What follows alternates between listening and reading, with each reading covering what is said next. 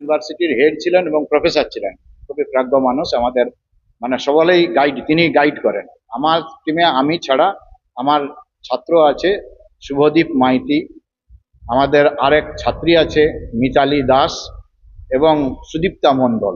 এই তিনজন আমরা, আমি চারজন, আমার স্যার।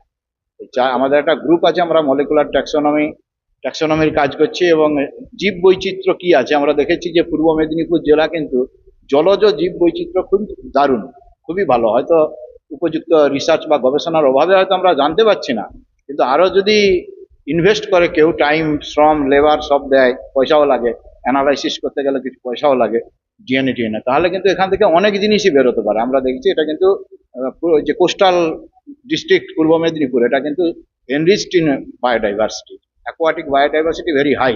এটা অন্যান্য জায়গা থেকে অনেক বেশি আছে, হয়তো দেখা হয়নি বলে এই জিনিসগুলো